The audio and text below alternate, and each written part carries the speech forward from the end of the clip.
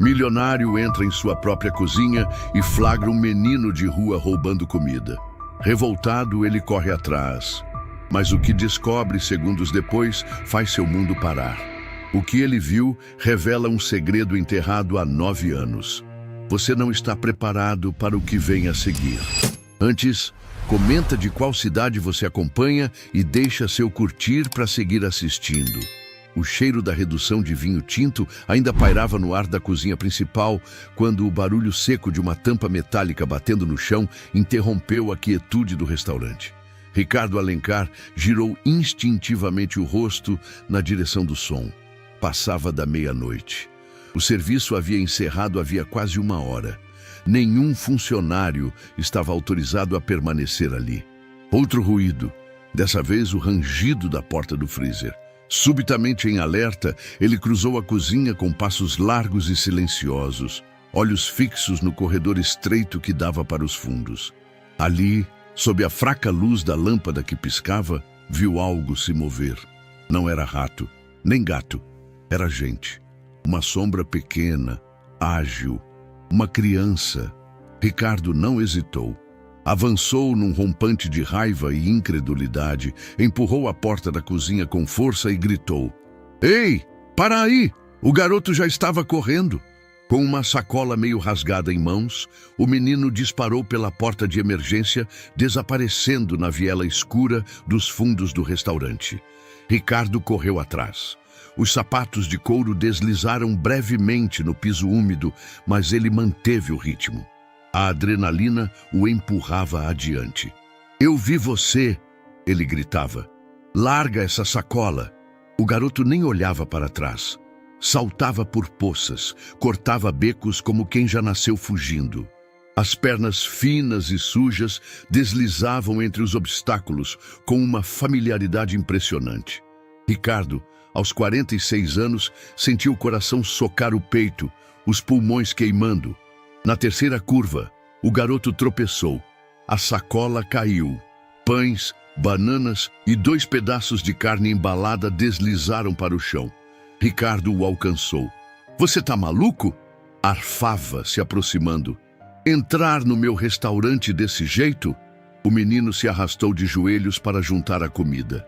Tremia. Estava descalço. O jeans surrado, rasgado nos joelhos.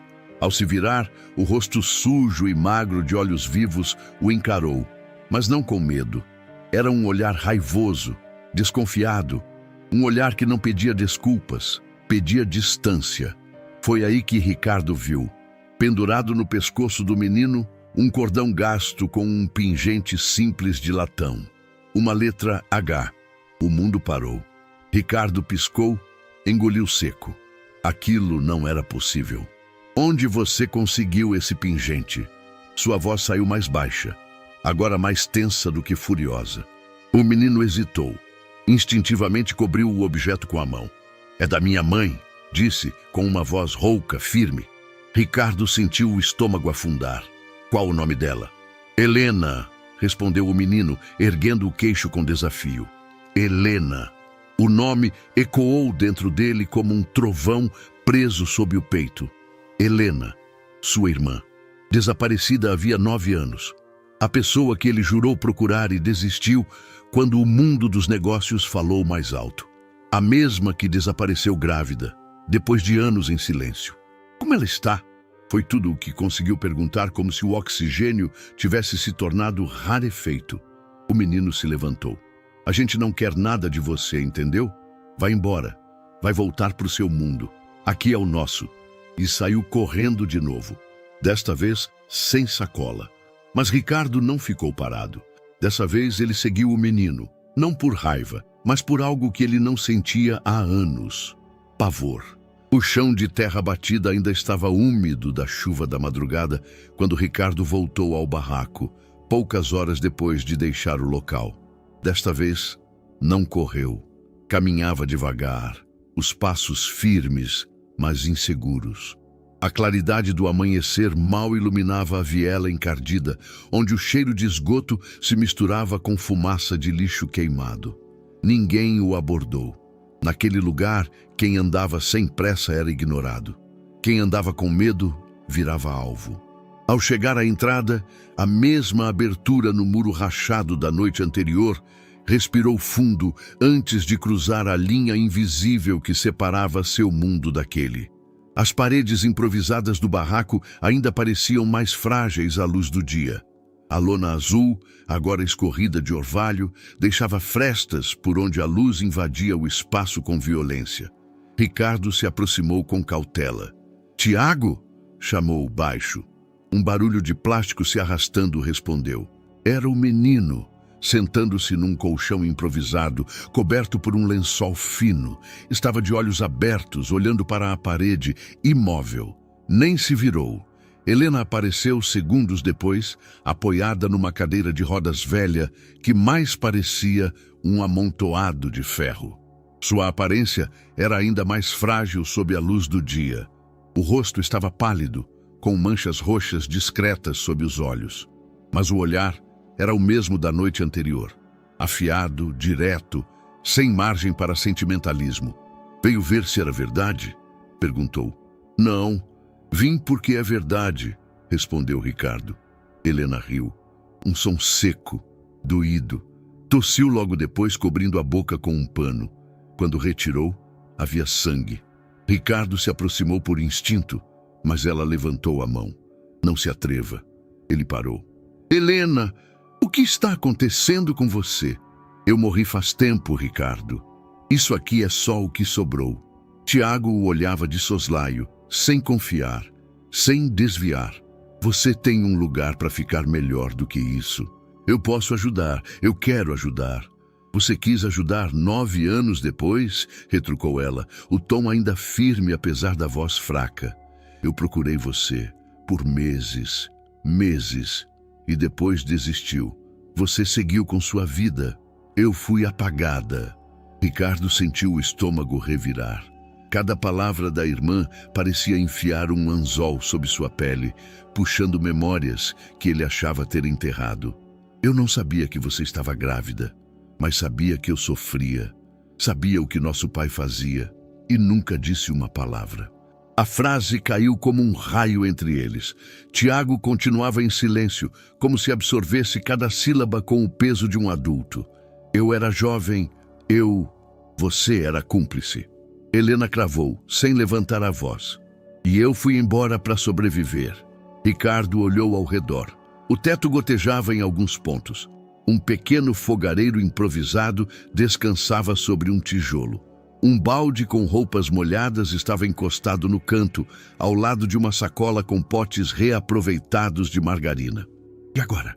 Você pretende morrer aqui?" Ela o encarou. Por um segundo, os olhos perderam a dureza, mas só por um segundo. "Eu não tenho escolha." "Tem. Deixe eu levar vocês. Para um hospital, pelo menos." "Não. Helena, eu tô com tuberculose avançada. E não é só isso. Tem algo pior, mas nunca terminei os exames. O que você vai fazer? Me entubar num hospital de vidro enquanto toca sua próxima franquia?" A raiva dele deu lugar à impotência. "Eu não sou mais aquele cara. Você nem sabe quem você é, sem seu paletó caro." Silêncio. Tiago se levantou devagar, pegou uma garrafa de água e deu à mãe. Ela bebeu pouco e fechou os olhos. Ricardo permaneceu ali, em pé, em silêncio. Naquele instante, pela primeira vez, ele não era o irmão ausente, nem o chefe renomado. Era apenas um homem diante da irmã doente e do sobrinho que nem o reconhecia como família. As horas se arrastaram. Ricardo permaneceu no barraco, sentado em um pedaço de madeira encostado na parede, observando. Não fazia perguntas, não impunha soluções, apenas observava, algo que nunca tinha se permitido fazer. Pela primeira vez, entendia que o silêncio também dizia coisas.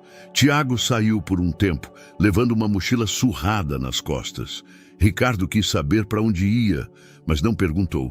Helena o encarou, como se dissesse, se ele voltar, é porque confia. E o menino voltou, cerca de 1 hora depois, com uma caixa de papelão cheia de frutas e pães passados. Ricardo olhou a cena. Helena pegou o que precisava, sorriu com os olhos para o filho. Ele retribuiu com um gesto simples, mas cheio de intimidade. Puxou o cobertor sobre os ombros dela. Era uma coreografia, ensaio de uma vida que eles tinham construído juntos, longe de tudo e todos. Ele cuida de mim, disse Helena, notando o olhar do irmão. Desde que aprendeu a falar, me protege. Ricardo engoliu em seco. Isso é responsabilidade demais para ele. O mundo impõe responsabilidades. Não te pergunta se você está pronto. Ele entendeu isso antes de você. Havia mais verdade do que agressividade naquela frase. Helena estava cansada de brigar. Não havia espaço para raiva quando a morte já estava tão próxima. Você foi ao médico? Ela assentiu, devagar. 2 meses atrás. Disse que eu precisava de internação. Eu fugi. Não quero morrer numa cama fria, olhando para o teto branco. Quero morrer vendo ele. Ricardo se levantou. Isso não é justo com ele. Helena o encarou. Acha justo para mim? Justo para alguém? Ele não respondeu. Em vez disso, abaixou-se, tirou do bolso um pequeno bloco de notas e escreveu algo. Esse é o número do meu celular direto. Me liga se precisar de qualquer coisa. Eu não vou ligar. Então deixa comigo. Eu vou voltar amanhã, com comida de verdade e roupas. Ela riu, tossiu. Roupa não cura pulmão, mas esquenta. E eu posso trazer antibióticos, analgésicos, coisas básicas. Helena o observou por um instante. Eu deixo você ajudar, mas não me leva para o hospital e não toca nele sem minha permissão. Ricardo assentiu. Era pouco, mas era mais do que ele tinha no dia anterior. Quando saiu do barraco, o céu já começava a escurecer novamente. O sol desaparecia por trás dos prédios de concreto sujo, como se também estivesse envergonhado da cidade. No carro, ele não ligou o rádio. Não atendeu ao celular que vibrava no painel. Apenas dirigiu em silêncio. Por dentro algo se agitava. Não era apenas remorso, era medo. Medo de que tudo que restasse entre eles fosse isso. Dias contados, palavras afiadas e a chance eterna que chegou tarde demais. Ainda assim, ele voltaria. Porque naquele barraco, entre o silêncio de Helena e os olhos atentos de Tiago, havia algo que ele nunca encontrou em seus restaurantes premiados. Verdade. E ele sabia que se não agarrasse essa verdade agora, nunca mais teria coragem de encará-la. No terceiro dia, Ricardo voltou com uma sacola cheia de mantimentos frescos e alguns itens de higiene. Esperava que Helena ainda estivesse disposta a manter o mínimo de contato. Não sabia se seria recebido com palavras ou silêncio, mas não esperava o que de fato encontrou. Quando chegou ao barraco, Tiago estava do lado de fora, sentado numa pilha de pneus rasgados, descascando uma manga verde com uma faca sem ponta. O menino o viu, mas não disse nada. Só voltou os olhos para a fruta, como se o tempo não passasse ali, como se ele tivesse aprendido a esperar. Sua mãe está aí? Ricardo perguntou. Tiago fez um gesto vago com a cabeça, apontando para dentro. Ricardo entrou devagar, como quem ainda pisava em território alheio. Helena estava sentada, coberta por uma manta, os olhos vermelhos, mas a expressão alerta. Trouxe comida, frutas, leite, sabonetes. Vai anotar quanto foi? Ela perguntou sem ironia, sem rancor. Só a pergunta crua. Ricardo não respondeu. Pousou a sacola no canto e sentou-se no mesmo pedaço de madeira do dia anterior. Tirou o paletó. Respirou fundo. Preciso entender. Ela o olhou, séria. Agora? Sim. Ela permaneceu em silêncio por alguns segundos. Então, ajeitou-se como quem se prepara para reabrir uma ferida antiga. Tiago entrou nesse momento, mas não se aproximou. Ficou ao lado da porta, fingindo não ouvir, mas ouvia. Eu tinha 17, começou Helena, olhando para um ponto vago acima da cabeça de Ricardo. E já sabia que certas coisas não eram normais, que o clima dentro de casa era errado, mas ninguém dizia nada, e eu menos ainda, porque sempre que eu pensava em contar, olhava para você e via alguém que fingia não ver. Ricardo abaixou os olhos. Eu tinha medo. murmurou. Eu também, ela disse, mas era um medo diferente. O seu era o medo de sujar a imagem da nossa família. O meu era o medo de dormir e acordar igual. Tiago mexeu os pés contra o chão. Olhava fixo para as mãos, mas não dizia nada. Quando eu finalmente decidi sair, estava enjoada todos os dias. Já sabia, mas não sabia o que fazer. Eu tentei ligar para você 2 vezes. Uma não atendeu. Na outra, disse que estava embarcando para Nova York e que me ligava depois. Nunca ligou. Ricardo fechou os olhos como se quisesse reescrever aquele momento com a força do pensamento. Eu me agarrei ao que tinha, continuou ela. Peguei um ônibus qualquer. Fui parar num centro de apoio, mas não consegui ficar. Não sabia seguir regras. Fugi. Dormi em escadarias, em abrigos improvisados. Peguei gripe com 7 meses de gravidez. Ela tossiu, e o barulho do catarro preso no peito trouxe de volta à realidade. Quando Tiago nasceu, ele era tão pequeno que achei que não ia aguentar. Mas ele resistiu. E eu fui aprendendo a resistir com ele. Ricardo esfregou o rosto com as mãos. Sentia como se estivesse sendo esmagado por dentro. Tudo que havia acreditado sobre sua ausência, a justificativa profissional, a rotina exaustiva, agora parecia uma desculpa mal formada, um álibi covarde. Você tem razão. Eu falhei. Eu te deixei sumir. Você me apagou, corrigiu ela. Como quem remove um risco da parede. O silêncio se impôs. Do lado de fora, o som distante de um rádio velho tocava uma canção sertaneja sobre saudade. Dentro do barraco, o ar parecia mais denso. E agora quer consertar? Perguntou Helena. Não, não dá para consertar isso. Eu só quero estar aqui. Agora. Tarde demais, Ricardo.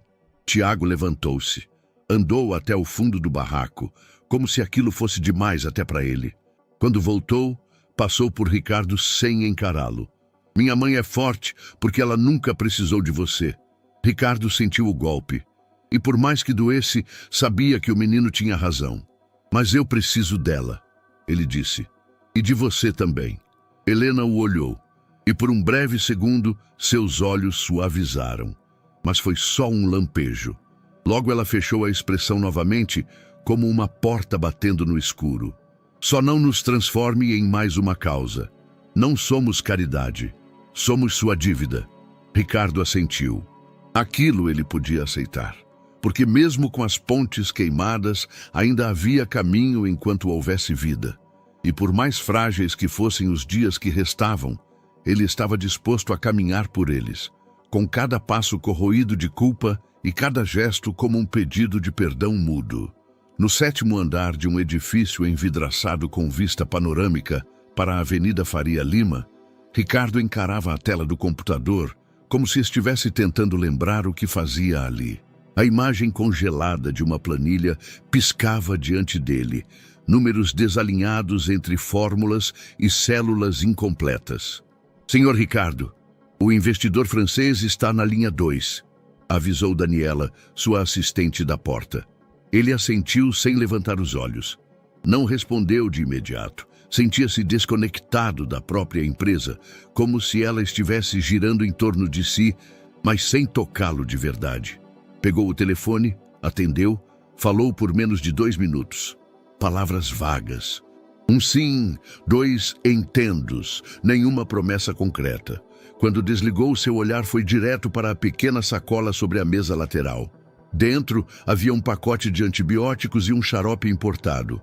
Na outra sacola, roupas de inverno para Tiago. Coisas simples, práticas, mas que pareciam carregar mais peso do que todas as negociações daquela semana.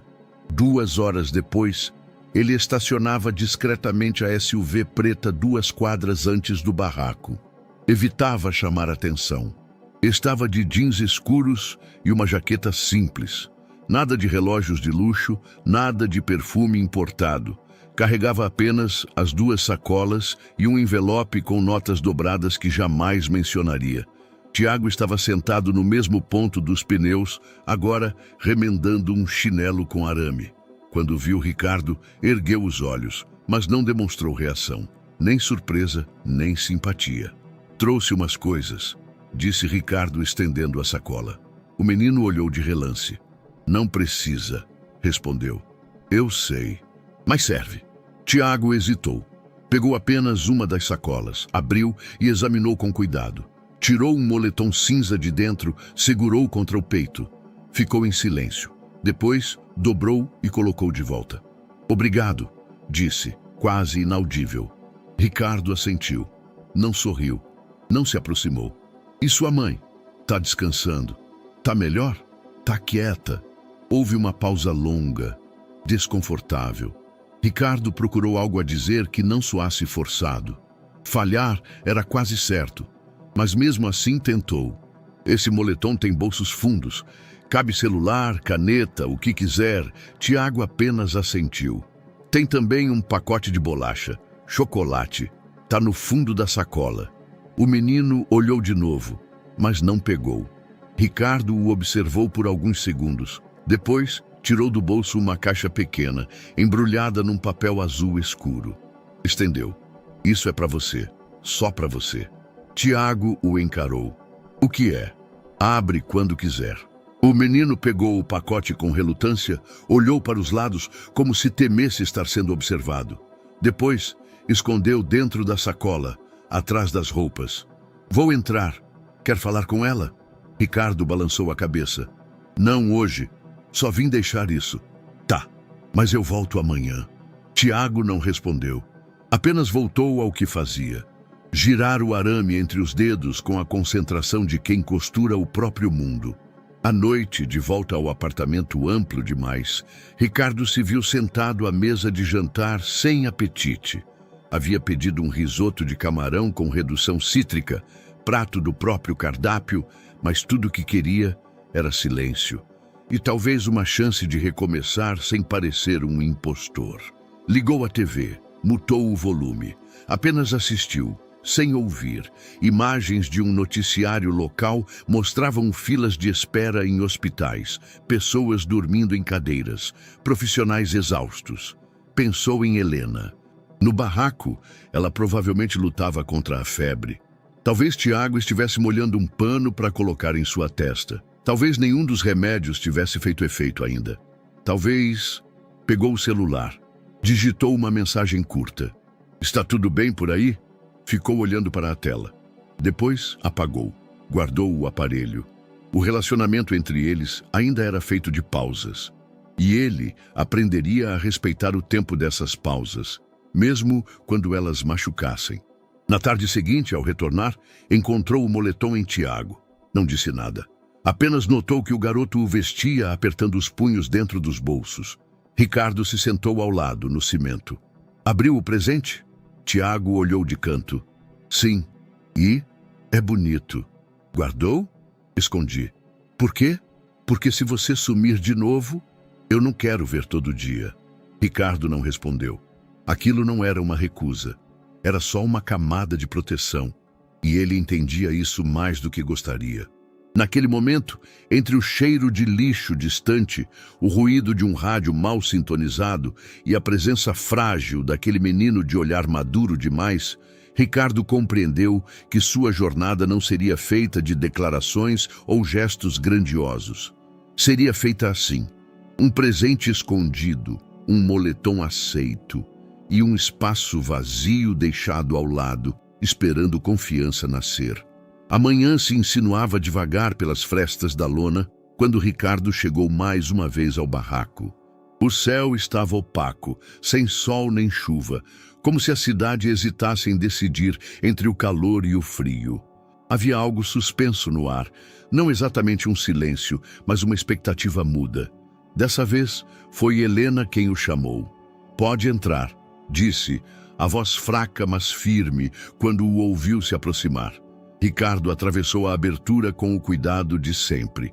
Levava um pacote de bolinhos feitos na cozinha experimental de um dos seus chefes, mas não fez menção de oferecê-los de imediato.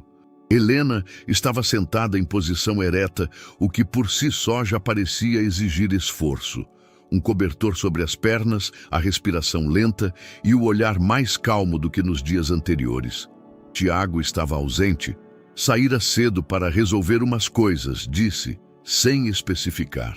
Quero conversar, disse Helena, sem floreios. Ricardo sentou-se no caixote de sempre, em frente a ela. Tudo bem? Ela estendeu um caderno pequeno com capa azul desbotada. Tá aqui. O quê? As regras. Ricardo franziu o senho, pegou o caderno. Abriu.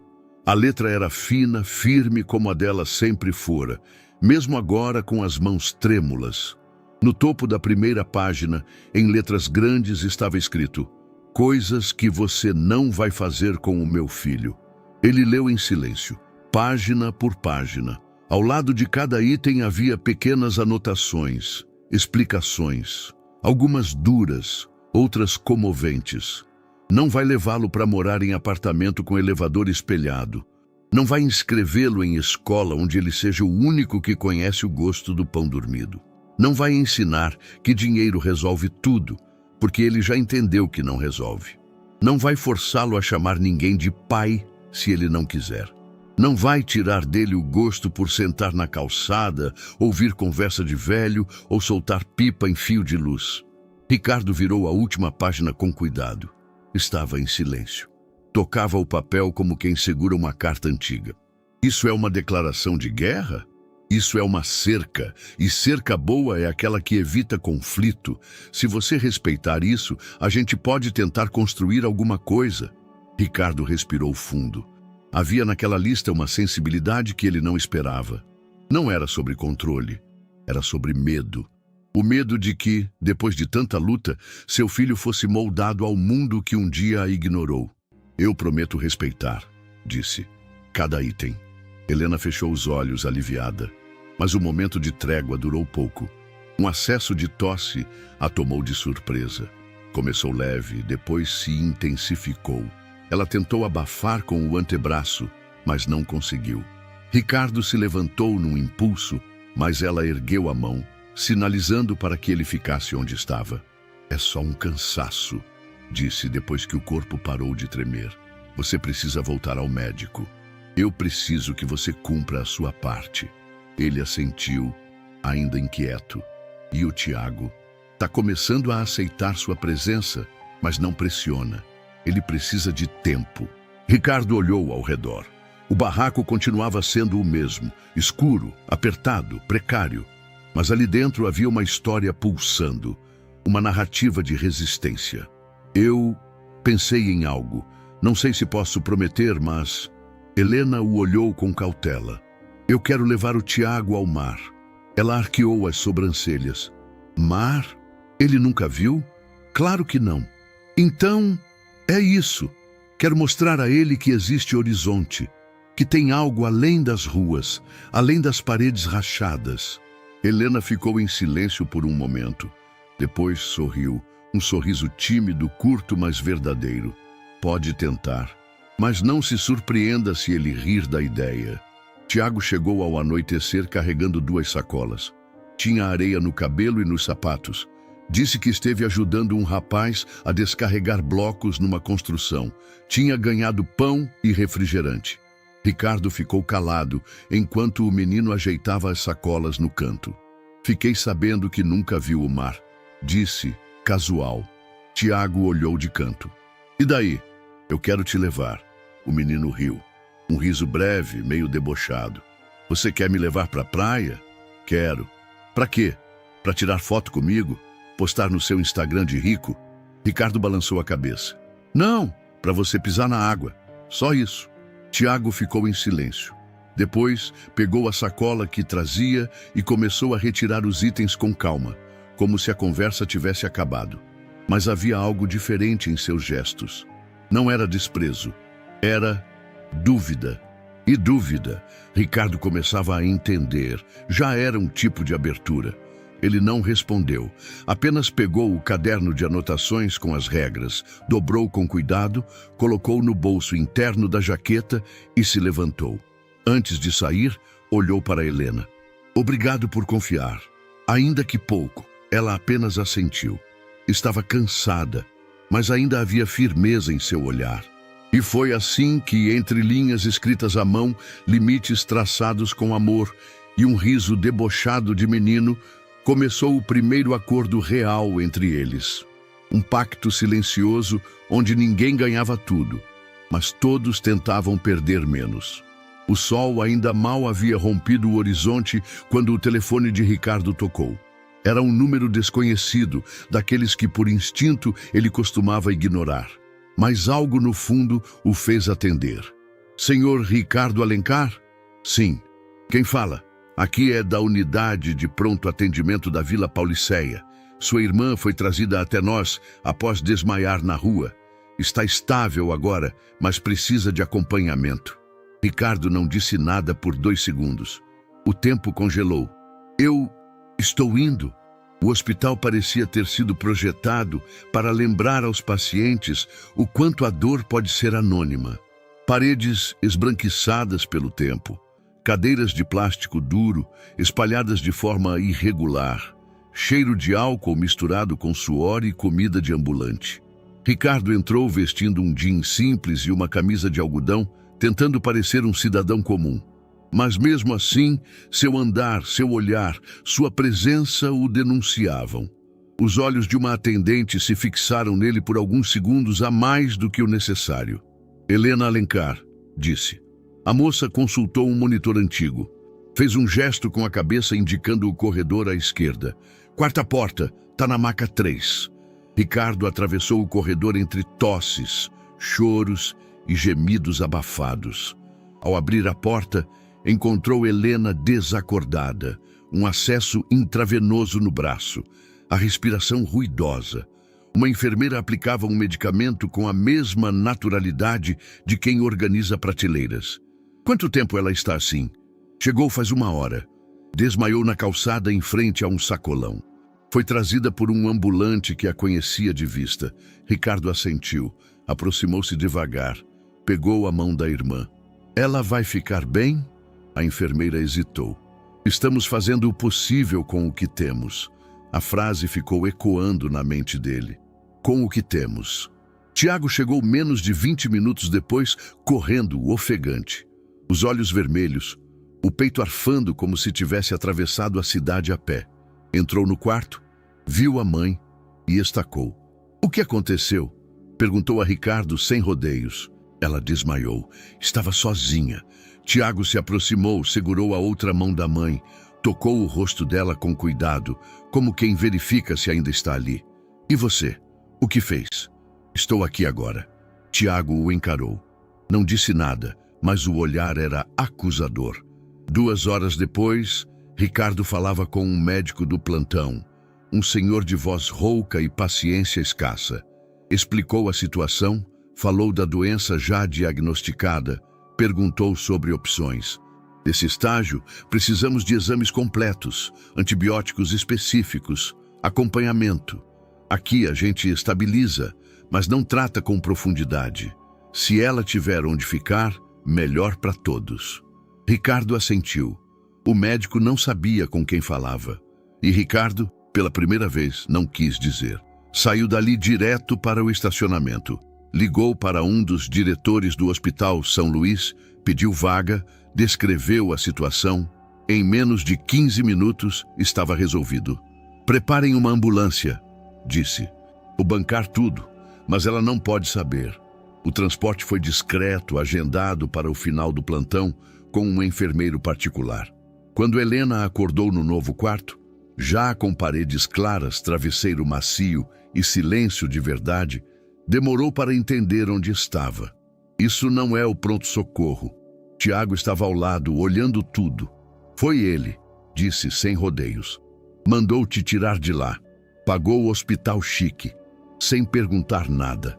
Helena tentou se levantar. A cabeça pesava. Ricardo? Ele entrou logo depois, segurando um envelope com os documentos. Você não pode fazer isso, disse Helena, a voz baixa, mas firme.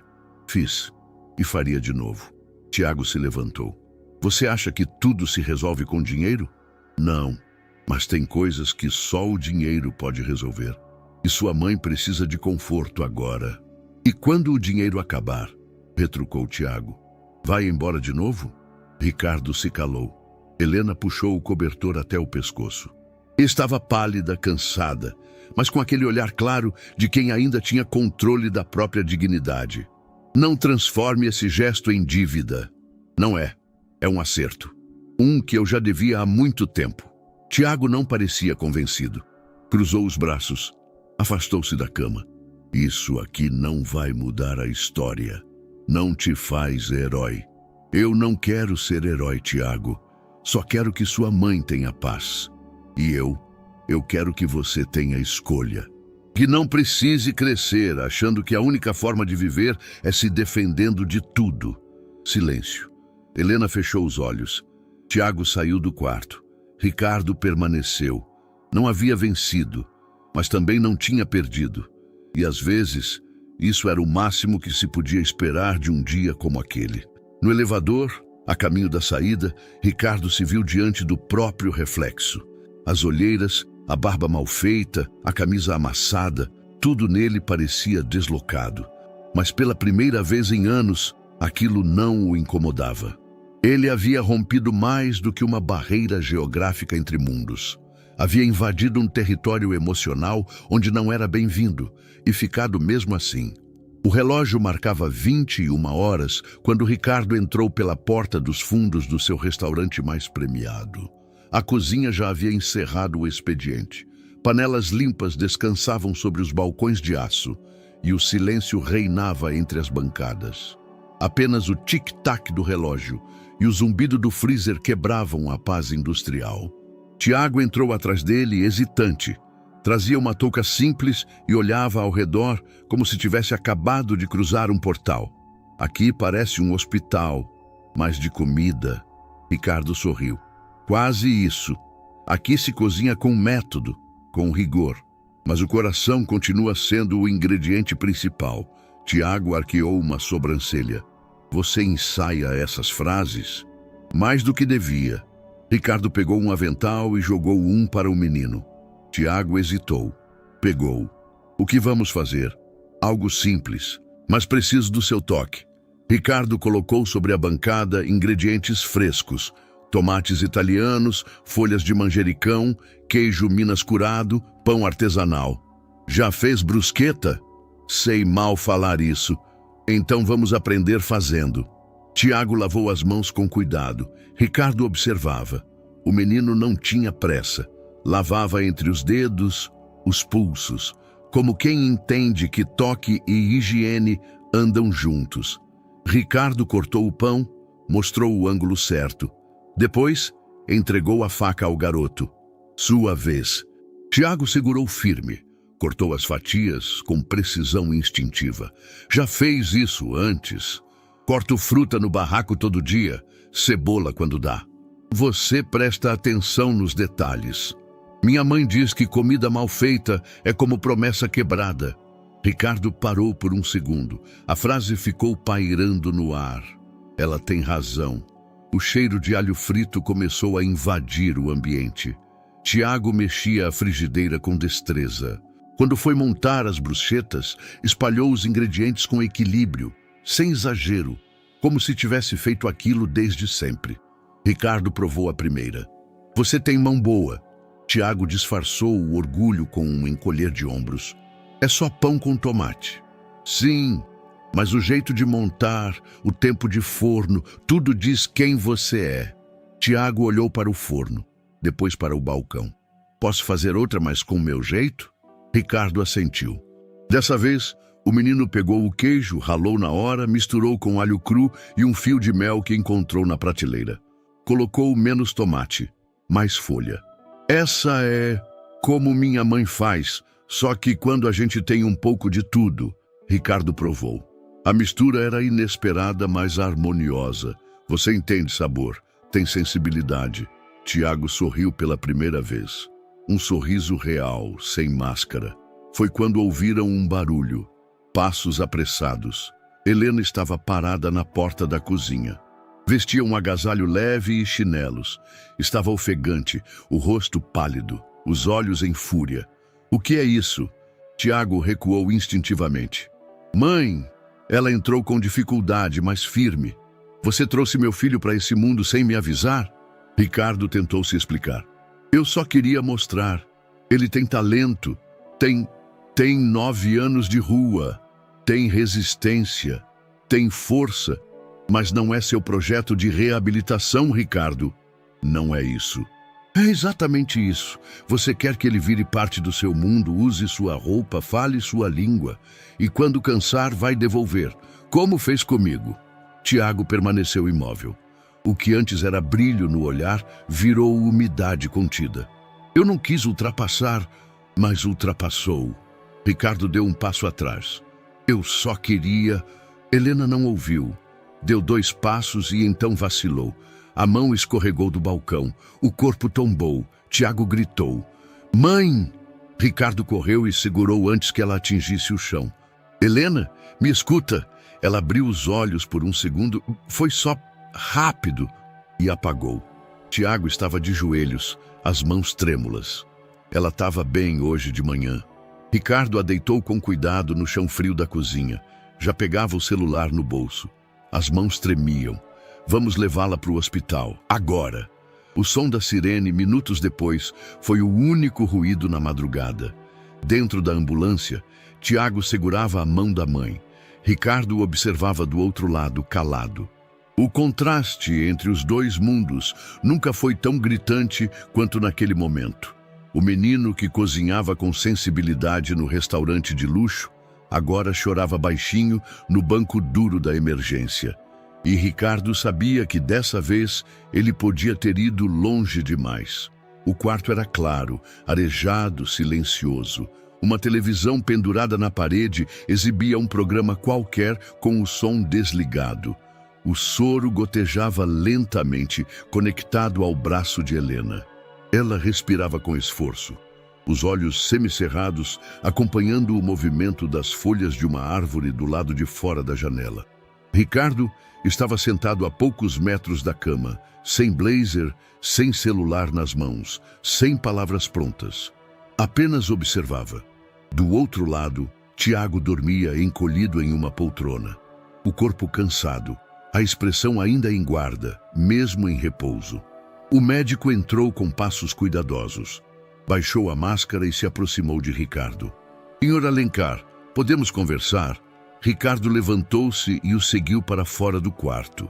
No corredor, com os papéis em mãos, o médico falava com cautela. A infecção avançou mais rápido do que o esperado. Os exames mostram comprometimento pulmonar irreversível.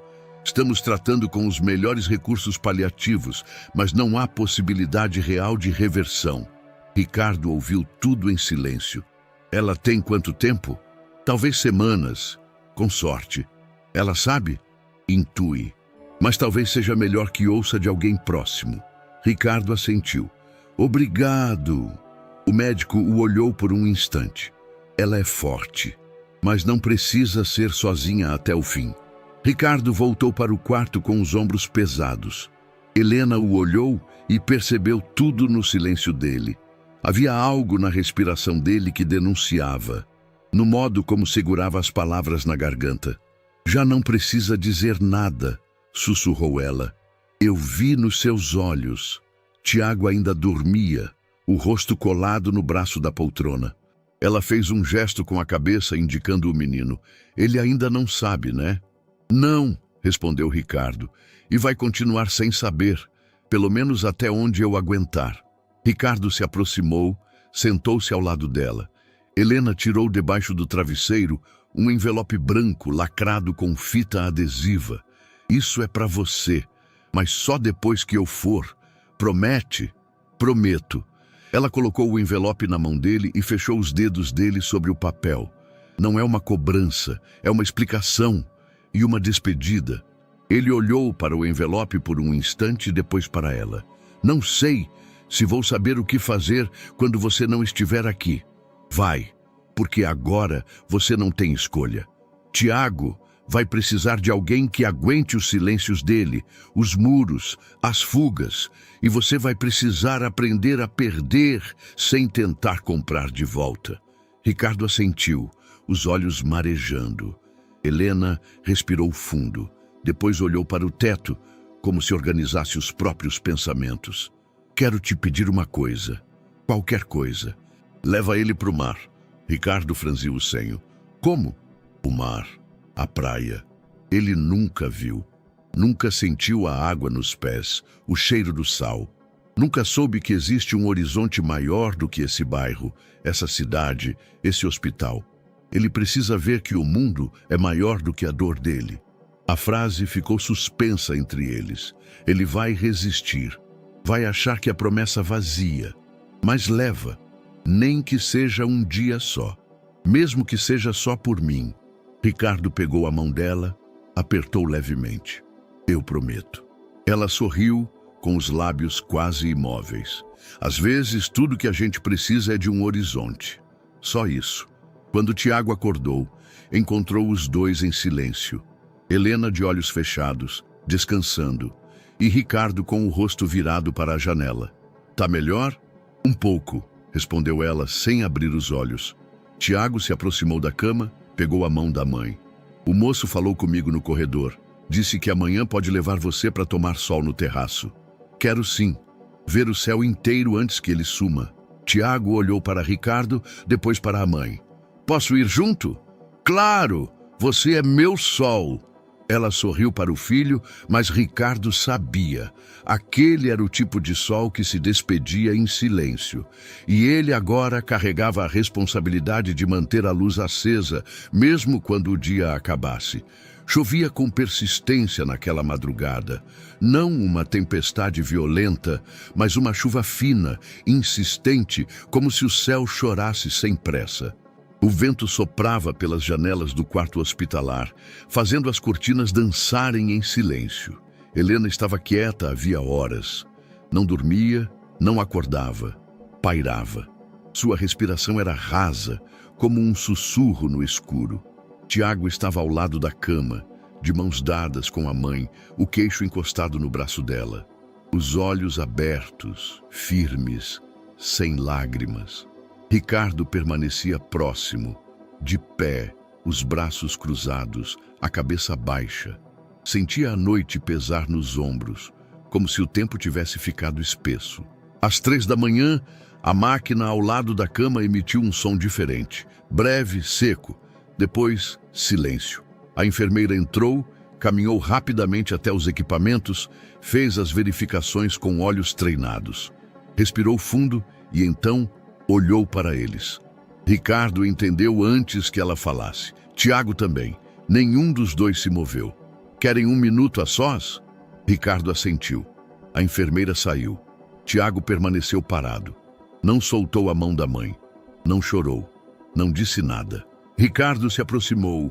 Tocou o ombro do menino com cuidado. Tiago não reagiu. Ela não queria que você ficasse sozinho, disse Ricardo em voz baixa. Tiago soltou a mão da mãe, levantou-se devagar. Olhou o rosto dela com a serenidade de quem já sabia, de quem já vinha se despedindo aos poucos. Em silêncio, encostou a cabeça no peito dela uma última vez. Ficou ali por um instante longo e imóvel. Depois se afastou. Caminhou até a porta. Não esperou Ricardo. Apenas saiu. O sol da manhã seguinte atravessava as janelas do necrotério com frieza. Ricardo cuidava de tudo. Documentos, atestados, liberação. Pediu discrição. Pagou os custos do hospital. Providenciou a transferência do corpo para uma capela simples. Não queria homenagens públicas, nem palavras vazias, mas quando chegou ao cemitério designado pela burocracia, um campo de terra batida, com lápides de cimento cru e cruzes enferrujadas, sentiu o peito apertar. Isso é um cemitério público, disse ao funcionário da administração. Sim, senhor. Cadastro indica ausência de convênio. Então, sepultamento padrão. Quadra dos não identificados ou indigentes. Não identificados. Cadastro municipal, senhor. Sem residência fixa, sem declaração formal de parentesco. Isso é o protocolo. Ricardo sentiu a raiva subir em ondas quentes. Não, ela tem nome, tem história, tem família. Entendo, senhor, mas já foi encaminhado. Se desejar algo diferente, precisa protocolar, assinar, pagar a guia, aguardar 48 horas úteis. Ricardo virou-se. Enfiou a mão no bolso, pegou o celular, ligou para o advogado. Quero esse protocolo quebrado agora. Que paguem o que for preciso. Ela não vai ser enterrada como indigente. Tiago estava ao lado, calado. Observava tudo com olhos vazios. Não perguntava, não reagia. Era como se uma parte dele tivesse se recolhido para um lugar onde palavras não entravam. Na cerimônia silenciosa, apenas 3 cadeiras de plástico. Um padre com batina puída leu um texto curto, com voz cansada. Ricardo permaneceu de pé o tempo todo. Tiago não se sentou. O caixão simples foi baixado na cova aberta, e o som da terra caindo sobre a madeira parecia ecoar por dentro do peito deles. Quando tudo terminou, Ricardo se aproximou de Tiago. Ela não queria nada grande, mas isso não significa que merecia menos. Tiago assentiu com um movimento quase imperceptível. Olhava fixamente para o montículo de terra fresca. A chuva fina havia cessado. O chão ainda cheirava a barro. Ricardo colocou a mão no ombro do menino. Eu tô aqui. Tiago permaneceu imóvel. Mais tarde, no carro, Ricardo quebrou o silêncio. Se quiser ficar calado, tudo bem, mas se quiser falar qualquer coisa... Tiago olhou pela janela. O olhar perdido em alguma coisa muito distante da paisagem. Ela avisou. O quê? Que ia embora devagar. Ricardo respirou fundo. Ela deixou algo para você, mas só quando estiver pronto. Tiago não respondeu. O carro seguiu pelas avenidas da cidade, que pareciam ainda mais cinzentas naquele dia. E dentro daquele silêncio espesso, Ricardo entendeu que o luto do menino não viria em lágrimas ou desabafos. Vinha assim, em silêncio absoluto, como alguém que já perdeu antes e aprendeu a perder sem fazer barulho. 3 dias após o enterro, a casa de Ricardo estava silenciosa demais. Tiago permanecia quase sempre no quarto de hóspedes, portas fechadas, cortinas cerradas. Saía apenas para ir ao banheiro ou buscar um copo d'água.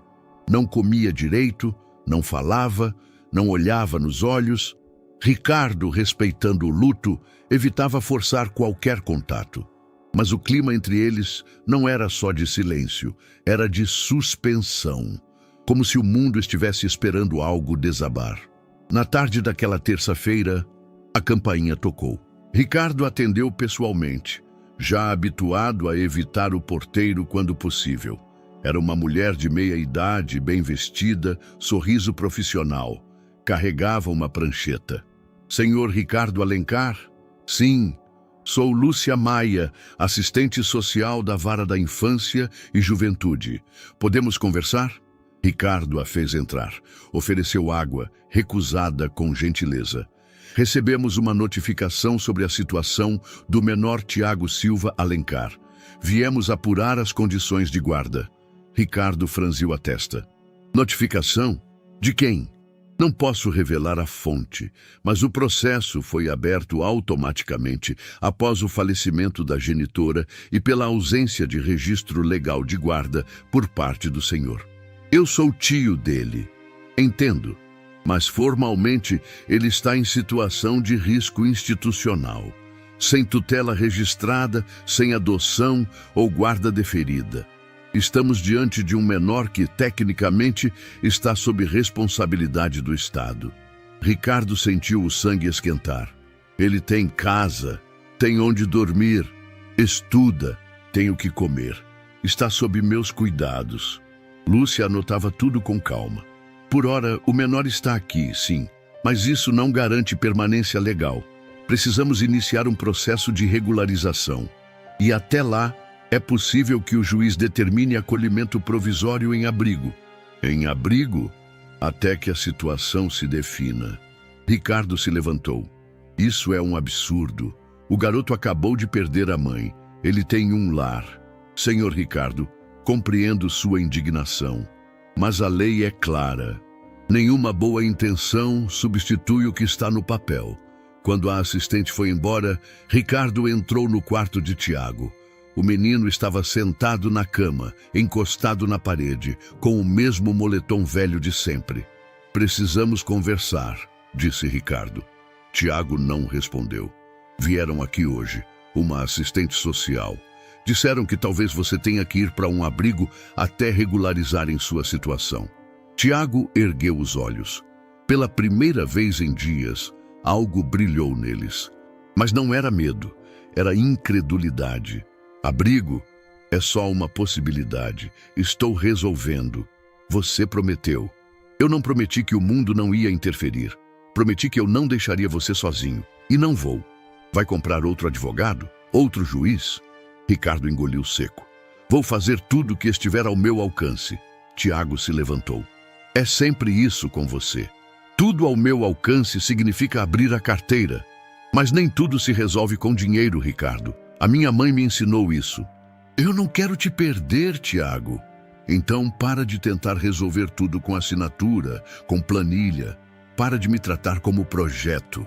Ricardo sentiu como se levasse um soco no peito. Não é isso? É exatamente isso. Desde que minha mãe morreu, você tenta fazer o mundo voltar para o seu eixo, mas eu não faço parte do seu eixo. Eu nunca fiz. Na manhã seguinte, Ricardo acordou com um silêncio mais pesado do que o normal. O quarto de Tiago estava vazio, a cama desfeita, o armário entreaberto. Faltavam algumas roupas. Em cima da cômoda, um papel com 3 palavras. Não me procure. Ricardo parou por um instante. Depois, pegou o celular. Ligou para a escola, para os amigos do restaurante, para vizinhos. Nada. O medo, que vinha se acumulando em camadas desde o primeiro dia que reencontrou Helena, agora se instalava por inteiro. Tiago havia desaparecido. E desta vez, não era o estado ou o passado que o arrancava. Era ele mesmo que decidia partir. O primeiro lugar que Ricardo procurou foi a escola. Tiago não havia aparecido, os colegas não tinham notícias. A coordenadora se mostrou solícita, mas sugeriu que ele acionasse a polícia. Ricardo agradeceu, mas recusou. Não queria colocar o menino em uma ficha. Não queria transformar um gesto de dor em um caso de desaparecimento formal. Depois foi ao barraco, o antigo, o agora abandonado. Lona rasgada, chão de terra, sinais de invasores recentes. Nenhum vestígio de Tiago. Voltou a andar pelas ruas do bairro. Subiu ladeiras, passou por pontos de ônibus, olhou sob marquises, parava meninos na rua, mostrava uma foto, perguntava: "Viu esse garoto? Tem uns 12, usa moletom cinza." Nada. Ninguém viu. Ou não quis ver. Em certo ponto da tarde, parou em frente a um posto policial. Ficou com a mão no bolso, pronto para entrar. Mas não entrou. Sabia o que significaria abrir um boletim de ocorrência, intervenção do Estado. E talvez, mais uma vez, perder Tiago para um sistema cego. Ele precisava achá-lo como homem, como tio, como alguém que errou antes, mas se recusava a errar de novo. No terceiro dia, exausto, mal dormido, Ricardo se viu parado na esquina de um velho terminal de ônibus, o mesmo onde anos atrás espalhou cartazes com o rosto da irmã.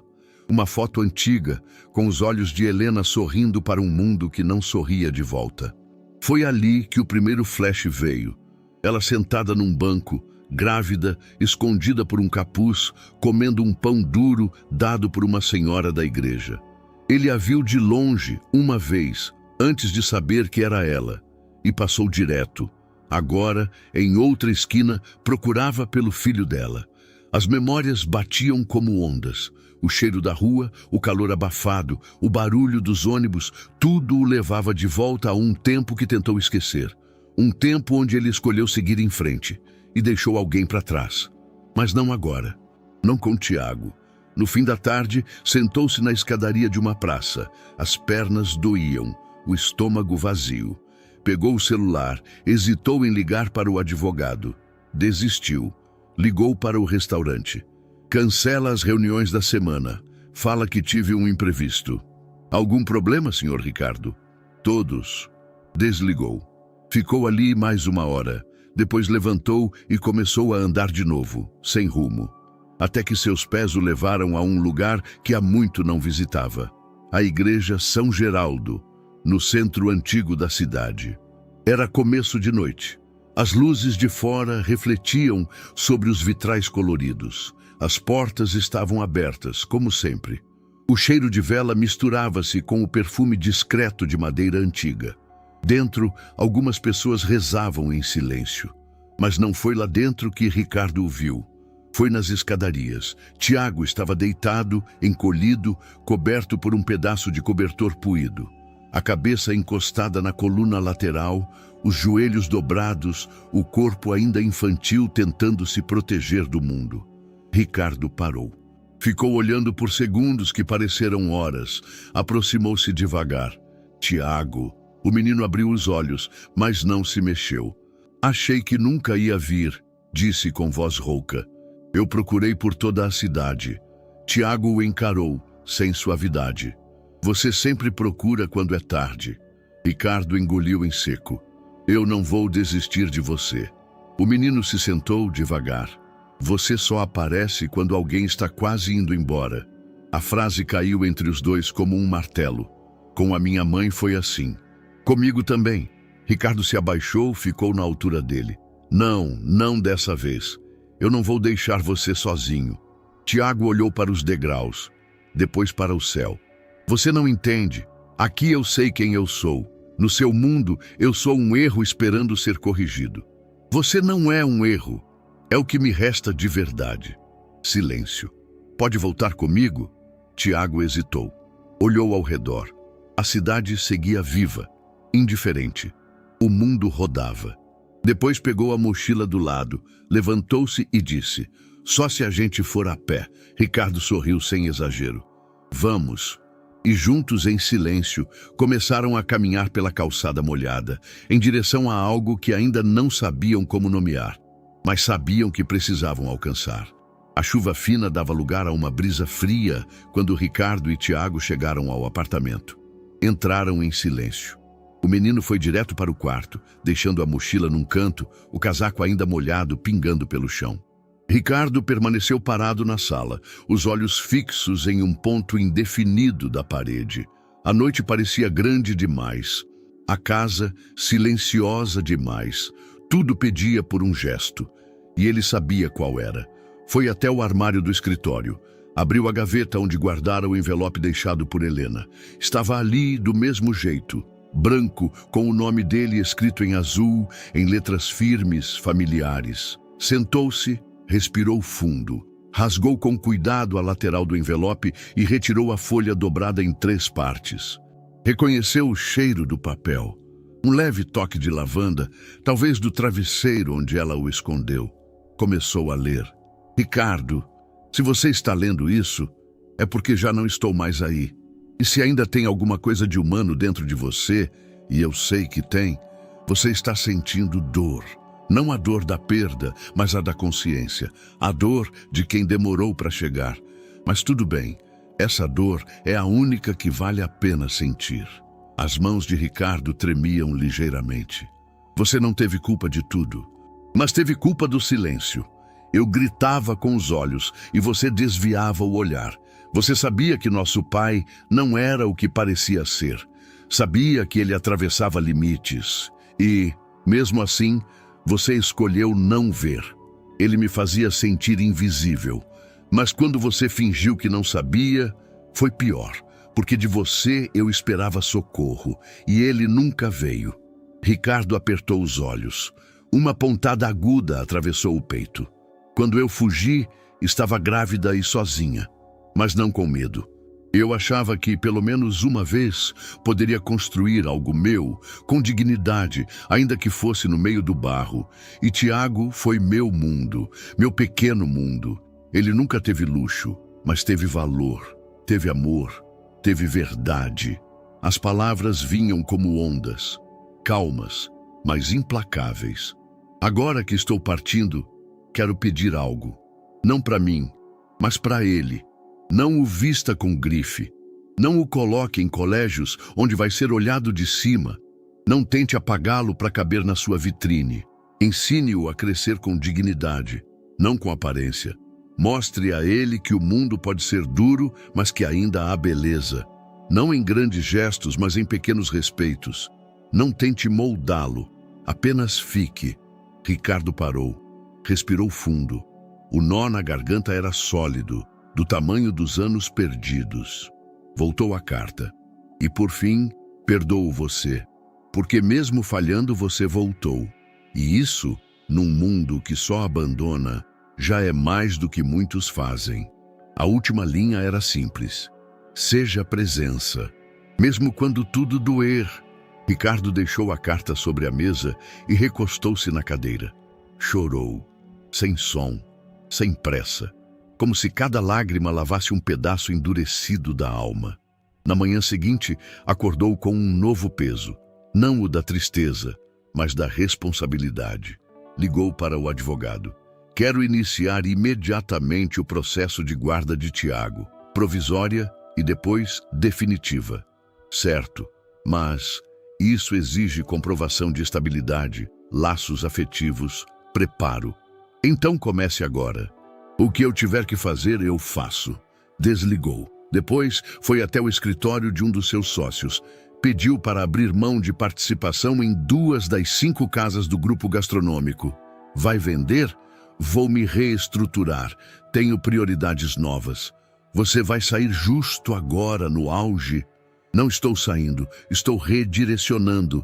Nas semanas seguintes, Ricardo reformulou agendas, simplificou rotinas, reduziu aparições públicas, passou a cozinhar mais em casa. E começou aos poucos a ocupar o espaço que antes só existia no papel. O de alguém que escolheu estar, não por obrigação, mas por reparação. Tiago ainda estava em silêncio a maior parte do tempo, mas observava, percebia, e mesmo sem dizer, já notava que aquele homem diante dele não era mais só o tio ausente. Era alguém tentando, enfim, ser raiz. A chuva caía leve, fina, como se o céu apenas quisesse manter a cidade úmida o bastante para não esquecer a dor dos dias anteriores. Ricardo olhava pela janela do novo restaurante, ou daquilo que ele agora chamava de restaurante. Era pequeno, com tijolos à mostra e piso de cimento, mas cada detalhe parecia carregar um significado. O nome na fachada, pintado à mão numa madeira reciclada, dizia tudo. Cozinha Helena, comida, afeto e respeito. O lugar, instalado num antigo armazém de bairro popular, não tinha sofisticação nem garçons de gravata. Em vez disso, era um espaço onde o cheiro de alho dourando na panela recebia cada cliente com dignidade. As mesas eram de madeira reaproveitada, os bancos irregulares e não havia cardápios impressos. O preço era simbólico, R$ 5 para quem podia, gratuito para quem ajudasse de alguma forma. Era uma troca, uma partilha. Tiago, no começo, apenas observava. Chegava cedo, de moletom e tênis gastos, com a postura ainda retraída. Ficava de canto, apoiado no batente da porta da cozinha, vendo Ricardo se mover entre os fogões, mexendo panelas com uma leveza que surpreendia. No terceiro dia, entrou sem falar nada e começou a picar cebola. Ricardo não comentou, apenas entregou uma faca mais afiada. Era o tipo de gesto que não precisava ser traduzido. Na nova casa, tudo era mais modesto. Ricardo havia trocado a cobertura no centro por um sobrado térreo de 2 quartos, nos fundos de uma rua sem asfalto. O portão era baixo, a pintura descascada, e o barulho dos vizinhos era constante. Tiago ganhara um quarto só para ele. Cama de solteiro, uma manta azul clara, um criado mudo com uma luminária e um porta-retratos vazio. Era simples, mas era seu. Certa noite, Ricardo perguntou, quer decorar do seu jeito? Tiago deu de ombros, mas respondeu depois de alguns segundos. Tô pensando. Era o suficiente. Aos poucos, ele já dobrava o lençol pela manhã e arrumava os tênis no mesmo canto. No restaurante, começaram a surgir iniciativas. Ricardo sugeriu um cardápio mais variado, mas Tiago foi quem teve a primeira ideia realmente nova. E se a gente fizer uma noite da sopa e convidar quem vive na rua? Ricardo ergueu as sobrancelhas. Não esperava aquilo. Sorriu. Ótimo. Sexta-feira. Pode ser. Eu faço o caldo base. Naquela sexta, a fila foi longa. Alguns ajudavam a servir, outros apenas recebiam.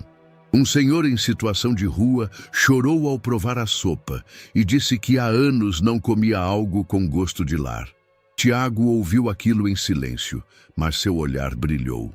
Pela primeira vez desde a morte da mãe, havia algo em seus olhos que não era desconfiança.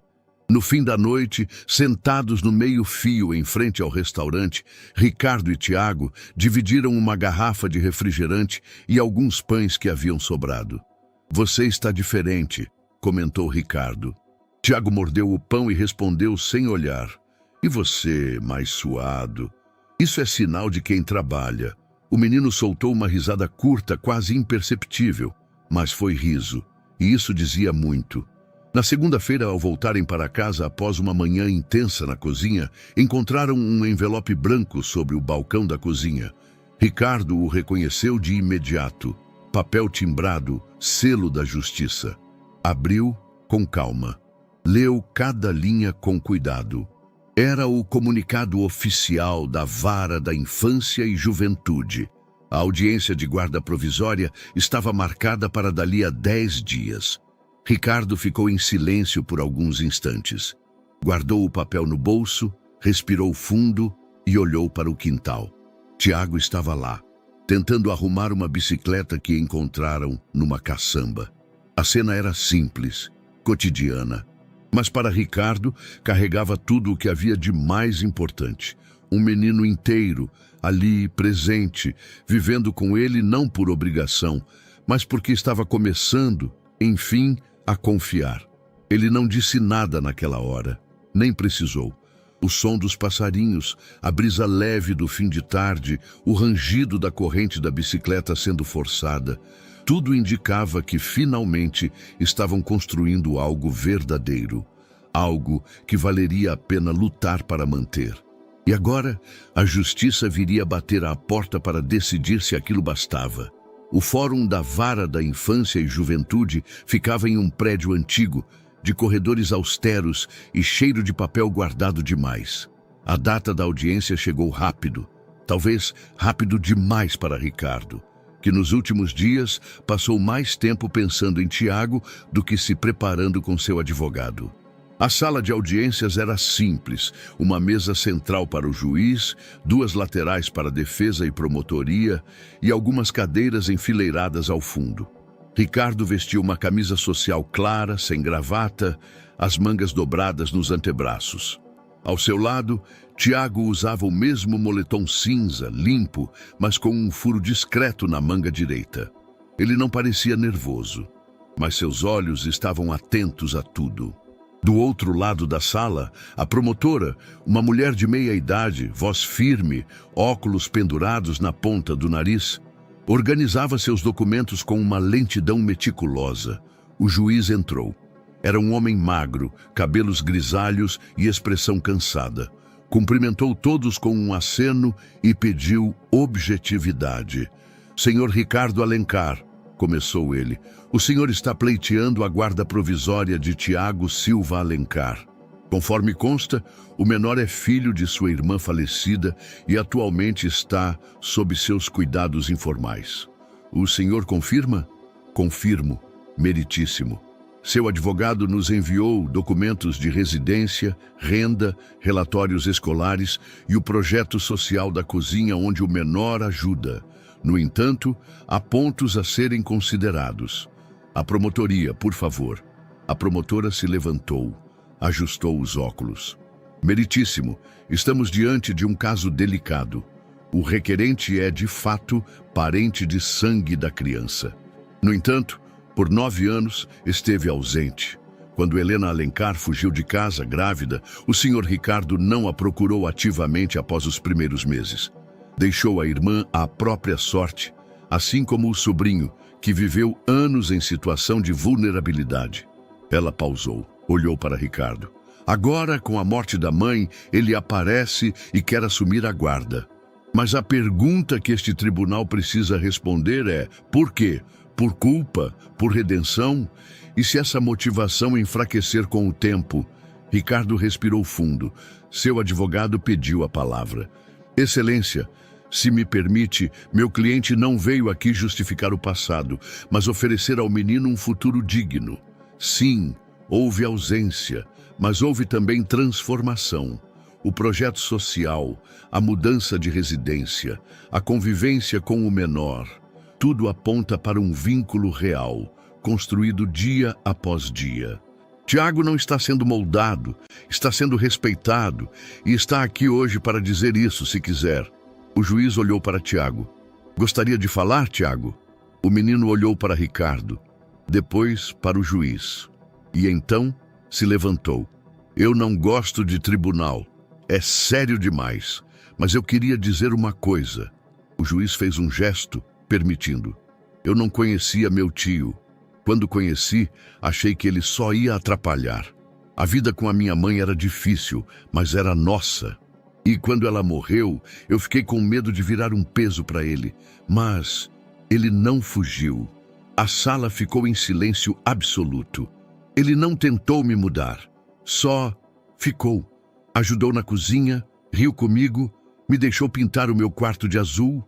Era a cor preferida da minha mãe. Ele me ensinou a fazer arroz sem deixar queimar. E quando eu fugi, ele me procurou por 3 dias sem chamar ninguém, só ele mesmo. Porque queria me achar com os próprios olhos. E achou. Tiago parou, os olhos marejados. Eu acho que isso é o que família faz. O juiz encarou o garoto por alguns segundos, depois olhou para Ricardo. Mais alguma coisa, Sr. Alencar? Ricardo tentou responder. A voz não saiu. Seus olhos, pela primeira vez em público, estavam vermelhos. As lágrimas escaparam. Ele assentiu, sem conseguir dizer mais nada. O juiz ajeitou os papéis. Suspirou. O tribunal reconhece a relação afetiva e os cuidados prestados pelo Sr. Ricardo Alencar. Diante dos elementos apresentados e do testemunho espontâneo do menor, concedo a guarda provisória, com vistas à definitiva após avaliação psicossocial complementar em 90 dias. Bateu o martelo. Próxima audiência encerrada. Ricardo abaixou a cabeça, as mãos no rosto. Chorou. Não pelo medo que sentia, mas pelo alívio que nunca soube precisar. Tiago, ao seu lado, não disse nada. Apenas encostou o ombro no dele. Era só o começo. Mas, pela primeira vez, o começo estava certo. Era fim de tarde, quando Tiago entrou na cozinha com um caderno nas mãos. A capa era encardida, as bordas amassadas e algumas páginas já soltas, como se tivessem sido folheadas mais vezes do que aguentavam. Ele colocou o caderno sobre a mesa de madeira e puxou uma cadeira sem dizer nada. Ricardo estava lavando louça, viu o movimento e se aproximou. Isso é o quê? Perguntou, enxugando as mãos no pano de prato. Tiago empurrou o caderno devagar. Era da minha mãe. Achei numa caixa que veio do barraco. Ricardo se sentou ao lado, passou a mão pela capa como quem toca algo sagrado. Abriu a primeira página. Receitas para quando a alma estiver pequena. A caligrafia era inconfundível. Firme, levemente inclinada, com algumas letras maiúsculas desenhadas como se tivessem sido feitas por uma adolescente sonhadora. Era a letra de Helena. Ricardo engoliu seco. Havia receitas simples, arroz de leite com canela, pão de frigideira com queijo ralado, caldo de batata com cheiro verde, mas não era só isso. Ao lado das medidas e ingredientes, havia bilhetes, frases soltas, pequenos poemas. Quando a vida não couber no peito, cozinhe. O vapor do caldo leva embora o que aperta. Não é preciso ter tudo, só saber o que fazer com o pouco. Ricardo passou as páginas devagar. A cada folha, uma mistura de saudade, surpresa e reverência. Eu lia com ela às vezes, disse Tiago. Ela me fazia escolher um prato e depois lia um dos poemas antes de dormir. Ela escrevia assim desde nova, murmurou Ricardo, perdido no passado. Mas nunca mostrou para ninguém, nem para mim. Tiago apontou uma frase na borda de uma página. Ensinar é cozinhar com palavras, e amar é alimentar sem esperar aplausos. Os dois ficaram em silêncio por longos minutos, até que Ricardo fechou o caderno com delicadeza. Acho que a gente devia usar isso. Como? Vamos fazer algo maior na cozinha, uma roda, uma aula, um encontro, usar as receitas dela para ensinar. Não só a cozinhar, mas a viver. 2 semanas depois, o restaurante social estava mais cheio do que o habitual. Ricardo organizara uma série de oficinas abertas para jovens da comunidade. Chamou de Sabor com Propósito. A primeira aula foi sobre arroz com gosto de casa. Ele usou a receita de Helena, leu o bilhete em voz alta antes de começar e ensinou não só a técnica, mas a intenção. Cozinhar é mais do que alimentar, disse para uma turma de 12 adolescentes. É escutar o tempo da panela, é respeitar o fogo baixo, é perceber quando mexer e quando parar. Tiago observava de canto, encostado na parede, sorrindo com o canto dos lábios. Ele sabia que aquilo não era só uma aula, era Helena renascendo em cada colherada, em cada panela.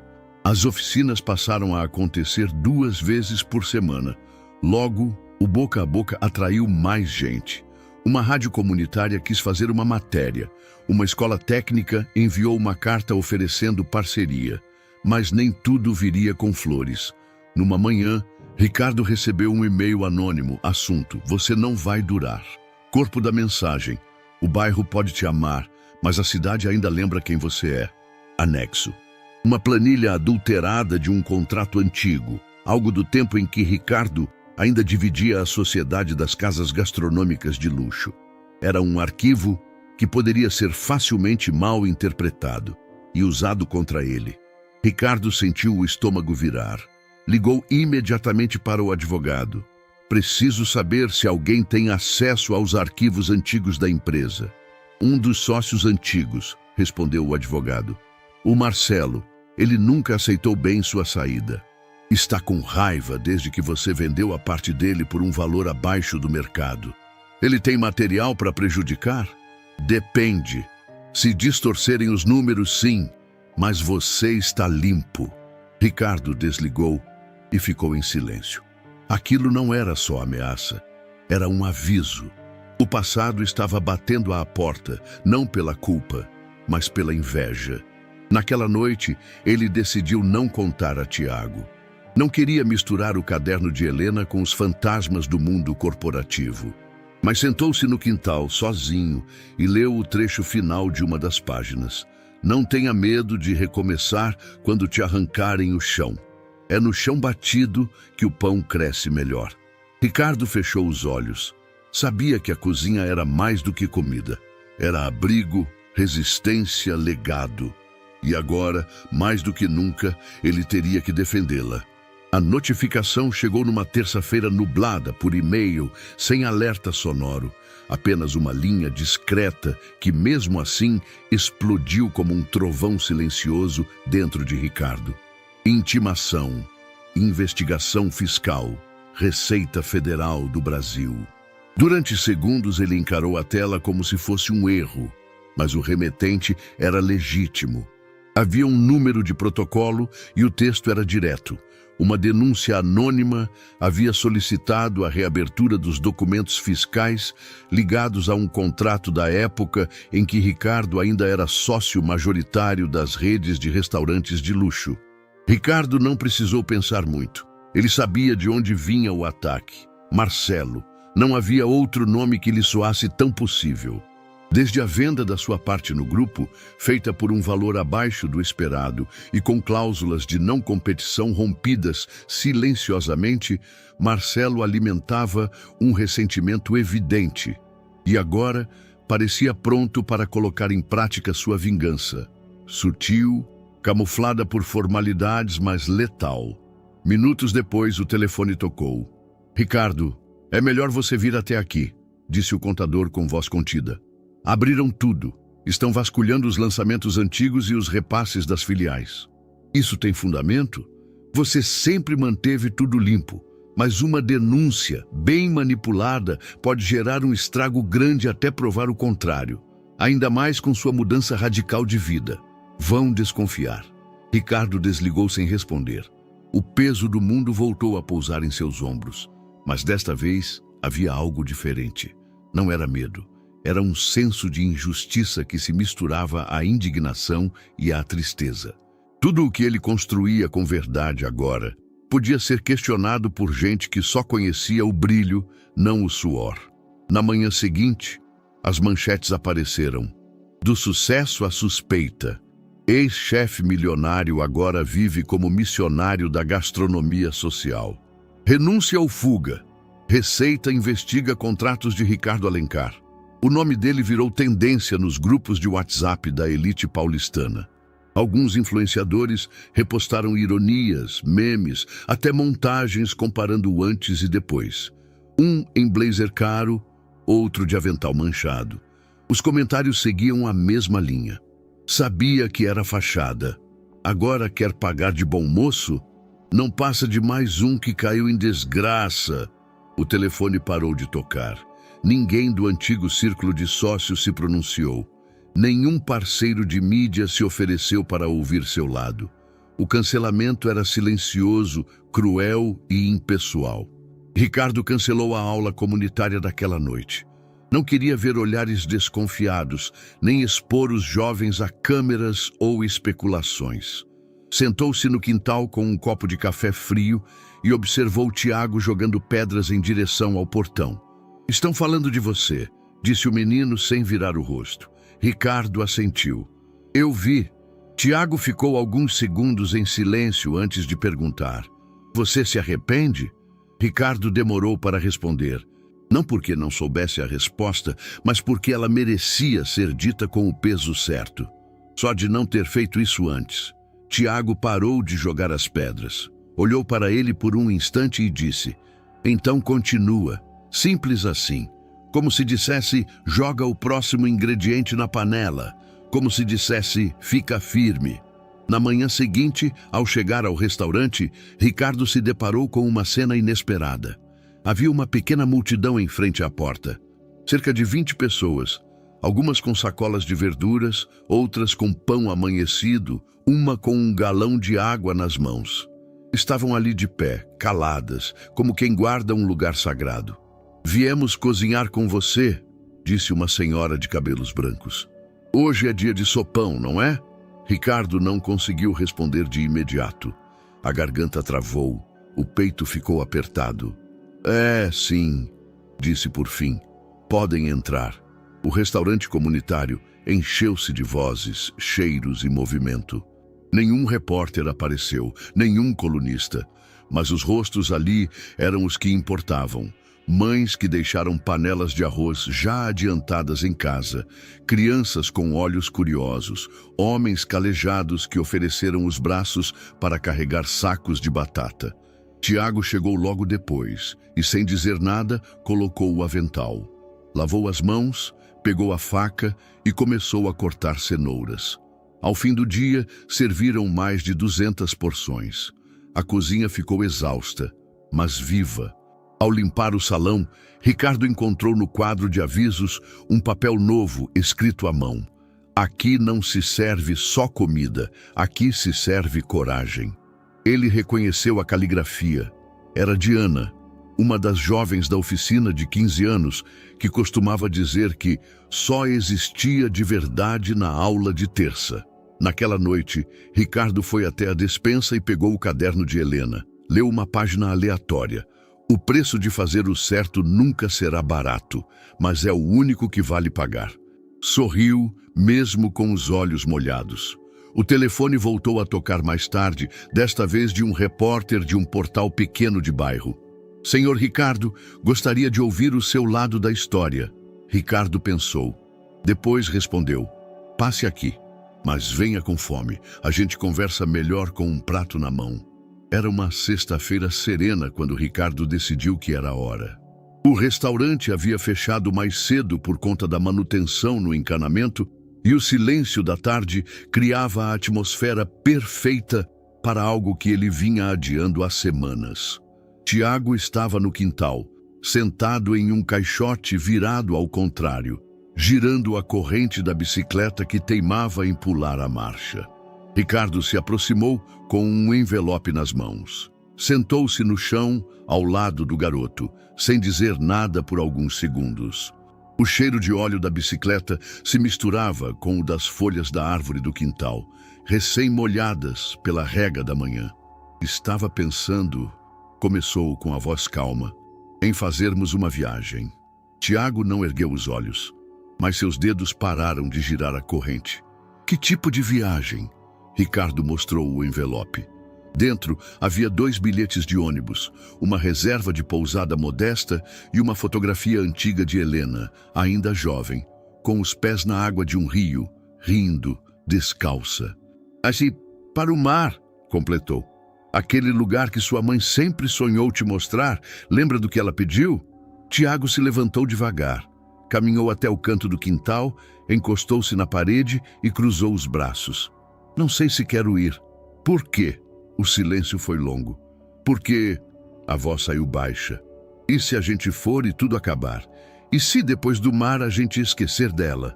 Ricardo se aproximou sem pressa. Ficou ao lado sem invadir o espaço. Seu tom foi sereno, mas firme. Tiago, levar você ao mar não é deixar sua mãe para trás. É lembrar dela como ela merecia ser lembrada. Viva, sonhadora, livre. O garoto balançou a cabeça. Ela falava disso o tempo todo. Dizia que o mar era onde a gente entendia que a dor não era tudo, que ele colocava as coisas no lugar. Mas agora, se eu for, vai parecer que ela não tá mais aqui, que tá tudo bem. E não tá. Ricardo ficou em silêncio por um tempo. O céu começava a mudar de cor, tingido por tons quentes do fim do dia. Eu também tenho medo, confessou. Medo de sorrir e parecer que esqueci. Medo de seguir em frente e apagar o que ficou para trás. Mas descobri que lembrar com alegria não é traição. É respeito. É gratidão. Tiago esfregou os olhos, irritado por sentir que o choro queria escapar. E se eu esquecer a voz dela? Ricardo engoliu em seco. A pergunta era um punhal. Então a gente fala dela sempre. Cozinha com os cadernos dela, lê os bilhetes, ensina o que ela escreveu. E quando a gente olhar o mar, a gente lembra que foi ela que nos levou até lá. O garoto encarou o chão por um longo tempo. Depois, finalmente olhou para Ricardo. Vai ter água de coco? Ricardo sorriu. Vai ter tudo. Até pão de queijo, se quiser. Tiago deu um meio sorriso e voltou para a bicicleta. Então me dá uns dias. Preciso pensar. Ricardo assentiu.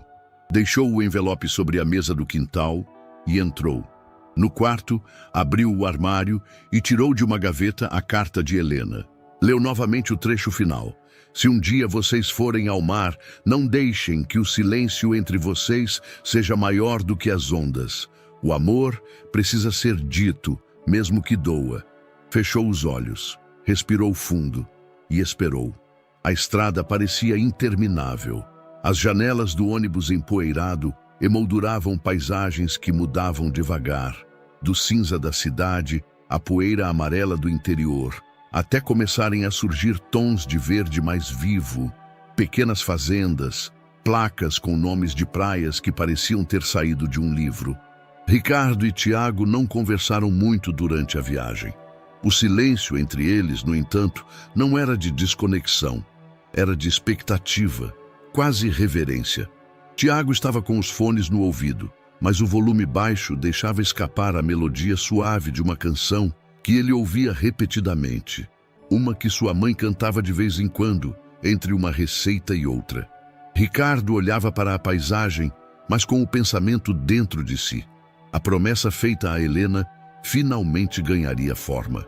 E ele sabia que nada mais seria o mesmo depois daquele encontro com o horizonte. A chegada foi ao fim da tarde. O mar apareceu de repente, após uma curva larga. Era uma mancha azul escura no fundo da estrada, oscilando como um ser vivo.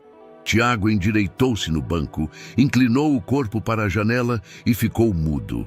Não havia som suficiente no mundo para competir com o que seus olhos viam. O mar, real, pulsante, enorme, vivo.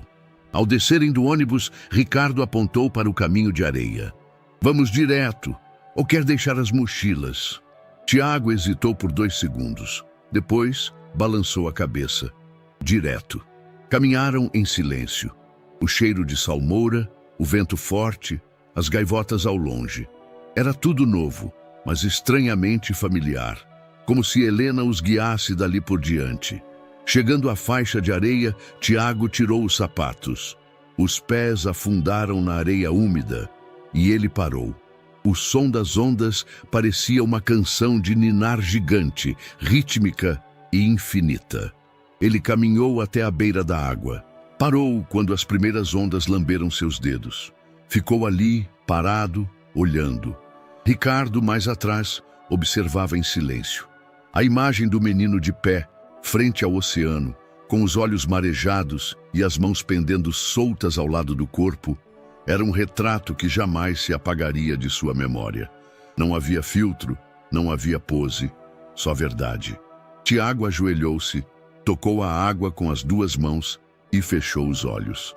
Depois, se levantou devagar. Voltou até Ricardo e pegou o pequeno pacote que haviam preparado juntos. Um punhado de flores do quintal, algumas margaridas doadas por vizinhas e 2 rosas brancas. Ela merecia ver isso. Ela está vendo, respondeu Ricardo com a voz rouca. Foram juntos até um ponto onde o mar se aprofundava levemente. Tiago jogou as flores com cuidado. Algumas afundaram de imediato. Outras boiaram por instantes antes de desaparecerem. O menino olhou por longos segundos, depois ergueu o olhar. Você acha que ela está bem? Ricardo assentiu. Acho que ela está livre. O vento aumentou e Tiago se encolheu, abraçando os próprios braços. Ricardo tirou o moletom e colocou sobre os ombros do garoto. Obrigado, disse Tiago num sussurro. Por quê? Por não desistir, por não fugir depois que ela partiu, por continuar. Ricardo sorriu com os olhos. A gente só para quando entende que o caminho é de volta. Mas agora a gente está indo para frente. Tiago olhou de novo para o mar. Os olhos brilhando, não de lágrimas, mas de admiração. Promete que vai ficar? Ricardo se abaixou para ficar na mesma altura do menino. Pousou a mão no ombro dele. Eu prometo, a partir de agora, somos só nós. Não importa onde, nem como. É você e eu, por ela e por nós. A maré começou a subir, cobrindo lentamente as pegadas deixadas na areia. Eles voltaram devagar para a pousada. No caminho, Tiago catou uma concha, guardou no bolso e disse: amanhã quero voltar aqui. Quero sentar e desenhar isso, para não esquecer. Ricardo assentiu. O silêncio que se seguiu era leve, e pela primeira vez, em muito tempo, não doía. O retorno para casa foi silencioso, mas leve. Algo havia mudado no ar entre eles. As palavras não precisavam mais preencher o espaço. Bastava a presença, a respiração ritmada, o som do motor do ônibus vibrando como pano de fundo para uma história que, enfim, encontrava paz. Tiago recostava-se na janela com a cabeça apoiada na mochila. Dormiu boa parte do caminho, e quando acordou, ainda com o rosto meio amassado, olhou para Ricardo e perguntou: a gente vai continuar morando lá? Ricardo ergueu os olhos do livro que tentava ler, surpreso. No sobrado? É, com o quintal e a árvore que solta as folhas amarelas. Ricardo sorriu. Só se você quiser. Tiago virou de lado no banco, ajeitando-se melhor. Quero. A resposta veio simples, direta, e não precisou de mais nada. Ali estava a confirmação de que aquela casa, por mais modesta que fosse, já era lar. Os dias que se seguiram foram de adaptação. Ricardo o matriculou numa escola pública próxima, conversou com a diretora, entregou os documentos da guarda provisória. Tiago, acostumado a ausências e deslocamentos, estranhou no começo o ritmo fixo de acordar cedo, organizar o uniforme, separar lanche. Mas aos poucos criou uma nova rotina. E o mais importante, uma rotina com alguém ao lado. Passavam as noites no quintal, conversando sobre as aulas, sobre receitas, sobre coisas pequenas. Tiago desenvolveu o hábito de anotar frases no caderno de Helena, entre as páginas de receitas. Ricardo lia algumas delas escondido, emocionado com a forma como o garoto transformava dor em poesia. Num domingo de sol, saíram para caminhar pela feira da rua de baixo. Tiago pediu para levar a sacola. Escolheu as batatas, negociou com o feirante, pegou o troco certo. "Tá virando um mestre da feira", comentou Ricardo. Tiago deu de ombros, mas sorriu de canto. Mais tarde, enquanto cortavam legumes juntos na cozinha, Tiago largou a faca por um instante e disse, como quem comenta o tempo: "Pai, passa o sal?" Ricardo parou. O gesto foi involuntário. O coração apertou. Tiago percebeu e olhou de lado, como quem testava o peso da palavra no ar. "Se não quiser, eu posso voltar a chamar de Ricardo." Ricardo caminhou até ele, abaixou-se um pouco para ficar na mesma altura e respondeu: "Pai é quem fica, quem cuida, quem aprende junto. E se você me escolheu, então é o nome mais bonito que eu já tive." Tiago assentiu. Voltou a cortar as batatas e não voltou atrás. A partir daquele dia, o pai apareceu naturalmente em meio aos diálogos simples. No bilhete grudado na geladeira: "Pai, comprei suco." No aviso na porta: "Pai, fui jogar bola. Volto às 17 horas." E mais profundamente, nas orações antes de dormir: "Obrigado por esse dia, por mim e pelo meu pai." No fim do mês, voltaram ao litoral. Não para fugir, mas para cumprir o último gesto. Ricardo havia sugerido algo simbólico. Um modo de encerrar o ciclo com Helena, não como uma despedida, mas como uma consagração da nova vida que começavam juntos. Tiago aceitou. Na mochila, levaram o envelope lacrado com o pingente de Helena. O pequeno H de prata, gasto pelo tempo, mas ainda brilhante. Era o mesmo que Tiago usava no pescoço quando Ricardo o conheceu, sujo e esfomeado, invadindo o restaurante. Na mesma faixa de areia onde jogaram flores semanas antes, cavaram um pequeno buraco. Ricardo o fez com as mãos. Tiago observava, segurando o envelope. "Ela dizia que o mar levava a dor, mas devolvia a memória", murmurou o menino. "Então aqui é o lugar certo", respondeu Ricardo. Tiago colocou o envelope na cova. Ficou alguns segundos em silêncio.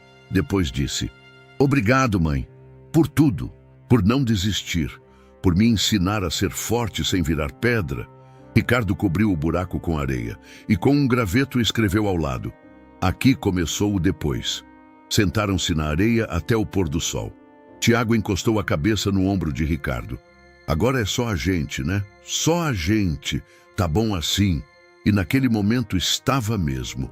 Era um domingo de céu limpo, desses em que o vento sopra com calma e parece ter memória. Ricardo e Tiago acordaram cedo, tomaram café em silêncio e saíram a pé. Não era um dia comum, embora eles não o chamassem de especial. Era só o dia certo. Levaram flores simples, margaridas brancas, as preferidas de Helena. E o caderno.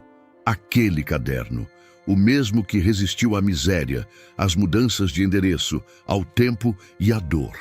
Estava inteiro, ainda que amassado, cheio de vida entre as páginas. O cemitério era modesto, mas bem cuidado. A grama recém-cortada espalhava um cheiro fresco, e os cravos coloridos dos túmulos vizinhos criavam um contraste quase alegre com o silêncio do lugar. Tiago caminhava à frente. Sabia exatamente onde era. Não precisava de guia. Pararam diante da lápide simples, de pedra fosca. Helena Alencar, mãe, irmã, raiz. Ricardo colocou as flores. Tiago sentou-se no chão, cruzou as pernas e abriu o caderno com a delicadeza de quem manuseia um relicário. Procurou por uma página específica, marcada com uma folha seca guardada ali desde a última estação.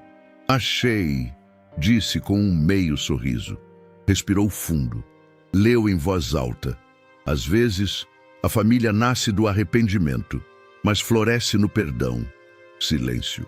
A frase ecoou mais forte do que qualquer discurso.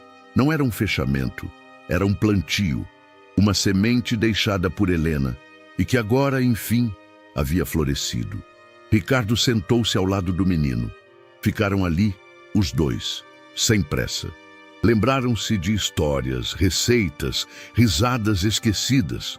Falaram de Helena com leveza, como se ela estivesse ouvindo, porque talvez de algum modo estivesse mesmo. Antes de se levantarem, Tiago pegou uma pequena concha do bolso, a mesma que recolhera na praia semanas atrás, e a deixou aos pés da lápide. Para ela ouvir o mar, explicou. Ricardo apertou os olhos, tentando conter a emoção, mas não conseguiu. As lágrimas vieram sem cerimônia. Tiago segurou sua mão, e pela primeira vez ele não enxugou o rosto, deixou chorar. O caminho de volta foi silencioso, mas confortável. No fim da trilha de areia, a praia se abria como um campo de luz e som. As ondas estavam mansas, o céu limpo, o horizonte estendido como um abraço. Tiago parou, tirou os chinelos e olhou para o mar. "A gente volta aqui todo ano?" perguntou. "Todo ano", respondeu Ricardo. "No mesmo dia. E quando eu crescer, aí é você que me traz." Tiago sorriu. Depois estendeu a mão. Ricardo a segurou. Juntos caminharam pela faixa de areia, passos lentos, pegadas lado a lado. Ao fundo, o mar brilhava, um azul calmo, sem fim, como a promessa de que o amor, quando verdadeiro, não se perde, se transforma. No alto do céu, uma gaivota desenhou um círculo e desapareceu no horizonte, e eles seguiram. Mãos dadas, corações alinhados, sem necessidade de palavras. Porque Helena, de algum modo, estava em cada passo. E aquela história, feita de dor, encontros e reconstrução, terminava ali, ou talvez apenas começasse. E então, o que achou dessa história emocionante? Compartilha com a gente nos comentários. Vamos adorar saber o que você sentiu. Não esquece de deixar seu curtir para apoiar nosso trabalho e se inscrever no canal. Nos vemos na próxima.